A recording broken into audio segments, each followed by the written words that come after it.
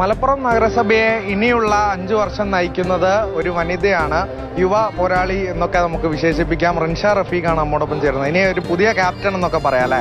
തീർച്ചയായിട്ടും പുതിയ ക്യാപ്റ്റൻ എന്ന് പറയുന്നതിൽ കാര്യമില്ല. കാരണം ഇതുവരെ എന്നേക്കാൾ മികച്ച ആളുകൾ ഭരിച്ച, പ്രത്യേകിച്ച് നമ്മുടെ പ്രിയങ്കരനായ leader Kunhalikutty Sahib municipal chairman ആയിട്ടുള്ള ഒരു മലപ്പുറം ഹെഡ് ക്വാർട്ടേഴ്സാണ്.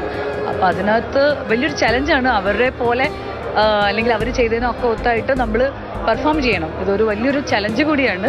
പ്രത്യേകിച്ച് മലപ്പുറം നഗരത്തിൽ തന്നെ ഈ വികസന നേട്ടങ്ങൾ പറഞ്ഞുള്ള ബോർഡുകളൊക്കെ നമ്മൾ ആകെ കാണുന്നുണ്ട്. അപ്പോൾ അത് തുടർന്ന് പോവുക എന്നൊരു ദൗത്യം തന്നെയാകും. പുതിയ പദ്ധതികളും മനസ്സിലാക്കും. അതെ, ഒത്തിരി 300 സംതിങ് കോടിയാണ് ഇപ്പം നിലവിൽ കൊണ്ടുവന്നിട്ടുള്ളത്. അതിൻ്റെ മുകളിൽ കൊണ്ടുവരാന്നുള്ളതാണല്ലോ ഒരു ചലഞ്ച് എന്ന് പറയുന്നത്.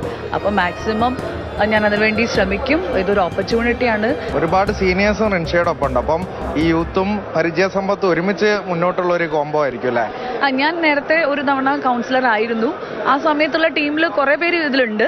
കൃത്യമായിട്ട് നമുക്ക് ചോദിക്കാനുള്ള ലീഡേഴ്സ് ഉണ്ട്, പാർട്ടി ഉണ്ട്. പിന്നെ എന്തിനധികം പറയണം, നീതിബോധമുള്ള ലീഡേഴ്സുള്ള പാർട്ടിയല്ലേ. That's enough.